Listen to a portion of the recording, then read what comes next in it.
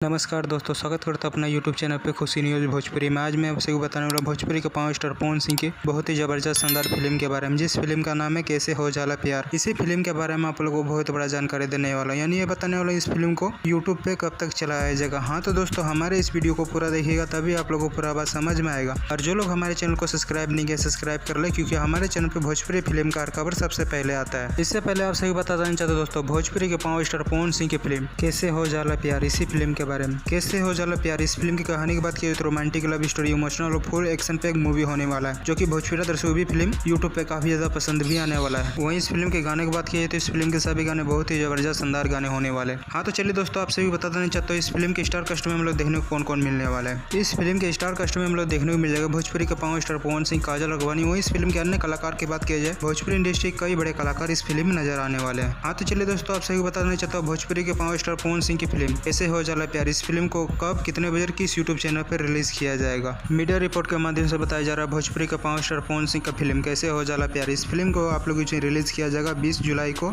शाम 6 बजे captain watch hit पर। हाँ दोस्तों, इस फिल्म को आप लोगों को रिलीज कर दिया जाएगा आज शाम 6 बजे कैप्टन वॉच हिट पर। एक बार जरूर इस फिल्म को यूट्यूब पे देखिएगा, बहुत ही जबरदस्त शानदार एक्शन पैक मूवी होने वाले। हाँ तो दोस्तों, हमारे इस वीडियो को पूरा देखिएगा, तभी आप लोगों को पूरा बात समझ में आएगा। दोस्तों, भोजपुरी के 5 स्टार पवन सिंह का वीडियो आप लोगों को पसंद आया, ज़्यादा से ज़्यादा लाइक करें, सब्सक्राइब करें। धन्यवाद दोस्तों।